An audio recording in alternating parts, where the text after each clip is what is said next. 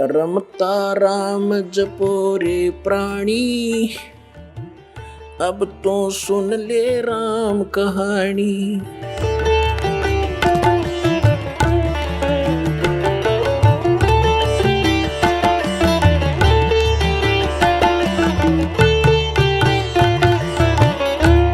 विष्णु पुराण के अंदर लिखा है कि कुछ यादव बच गए थे।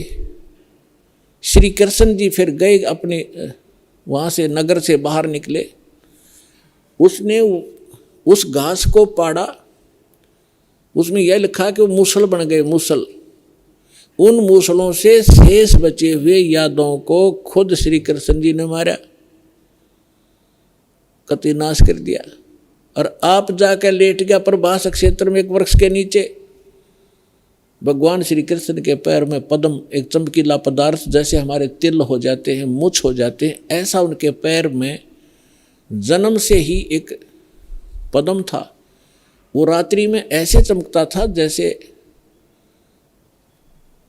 50-100 वाट का बल्ब चस्या करे जगह, और दिन के अंदर भी उसकी चमक सी बनी रहती थी।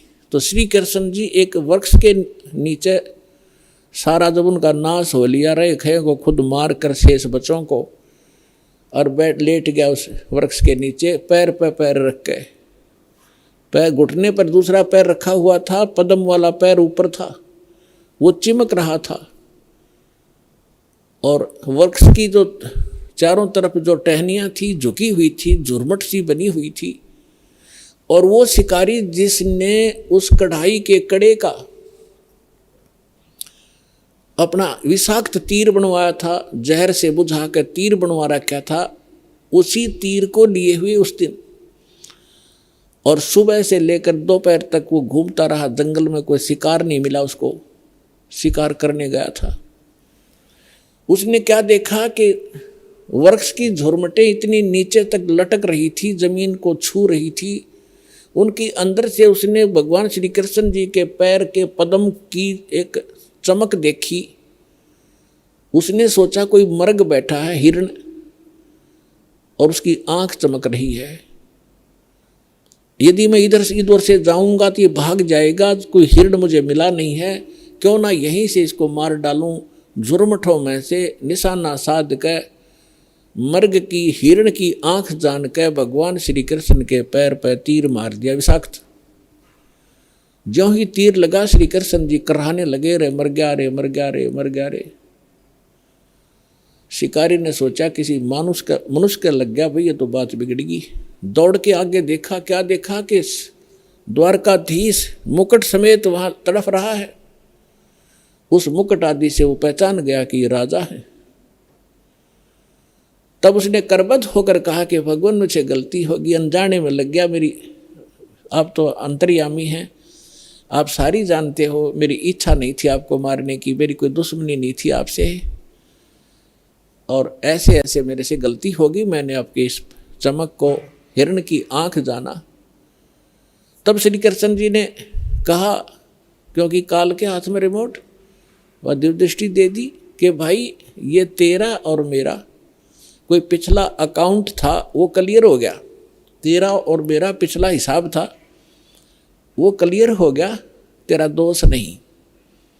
अब वो शिकारी कहने लगा, भगवान आपका और मेरा, आप राजा में रंक, आपका और मेरा क्या हिसाब हो सकता है। तब श्री कृष्ण ने कहा कि मैं श्री राम रूप में आया था राजा दशरथ के घर, और आप थे बाली सुग्रीव के भाई। उस समय मैंने आपको वृक्ष की आड़ लेकर धोखा देकर मारा था, और आपने जब कहा था कि आपने ये बदला देना पड़ेगा, आप युद्ध के नियम से फेल हो गए हो, तब मैंने कहा था कि तेरा बदला दूंगा। आज तेरा मेरा वो अकाउंट क्लियर हो लिया। अब यहां परमात्मा कहते हैं, बदला कहीं ना जात है इस तीन लोक के माही, सतगुरु मिले कबीर से फिर लेन देन कछु नाही। अब क्या बताते हैं कि तीन लोग के इन भगवानों ने भी अपना टिट फॉर टेट पूरा करना पड़ता है। तुम इनसे अपने संस्कार कटवाने की के लिए भक्ति कर रहे हो कि हमारा पाप कटे, हमें दुख दूर और सुख दे। ये अपने दुख नहीं दूर कर सके तुम्हारे कैसे कर देंगे, भगवान कहा करते थे कबीर जी। और समर्थ कबीर साहब की शरण में आने से फिर ये लेन देन समाप्त कर देंगे आपका, कुछ नहीं बचेगा, सब अपनी कलम। इनके पास, समर्थ के पास पावर होती है कि मासा घटे ना तिल बधे, विद ना लिखे जो लेख, और सच्चा सतगुर मेट कर ऊपर मार दे मेघ।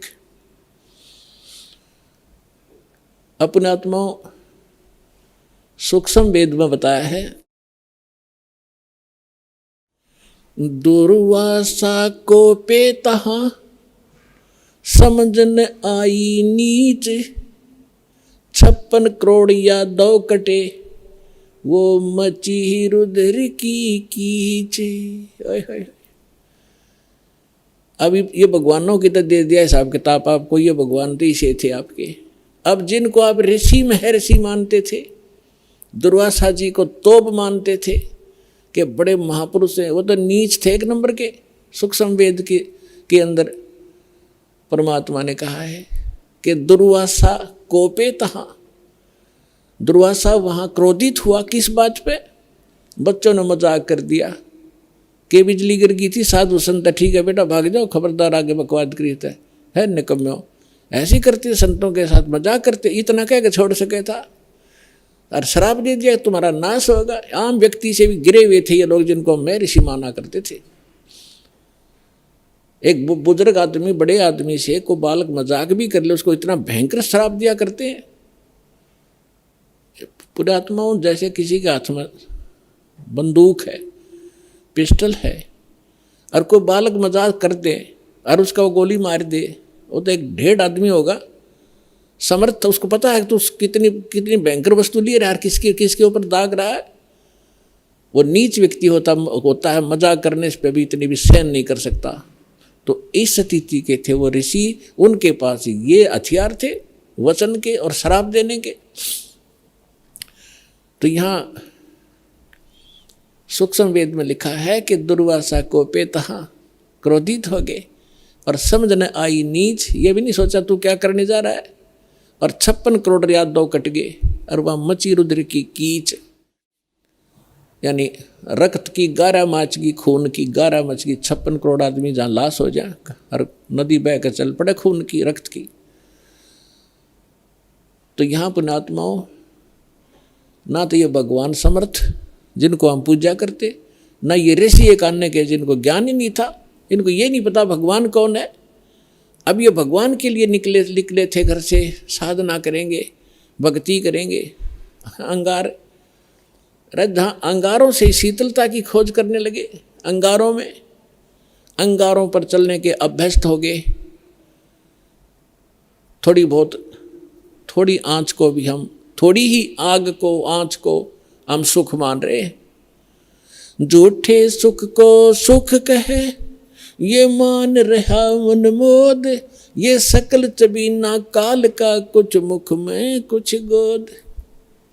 आप सुन रहे थे जगत गुरु तत्वदर्शी संत रामपाल जी महाराज जी के मंगल प्रवचन। अधिक जानकारी के लिए विजिट कीजिए हमारी वेबसाइट www.jagatgururampalji.org। संत रामपाल जी महाराज जी के शुभ आशीर्वाद से पूरे विश्व भर में 500 से भी ज्यादा नाम दीक्षा केंद्र हैं, जिन पर संत रामपाल जी महाराज जी द्वारा ऑनलाइन निशुल्क नाम दीक्षा दी जा रही है। अपने नजदीकी नाम दीक्षा केंद्र का पता करने के लिए संपर्क करें 8222880541।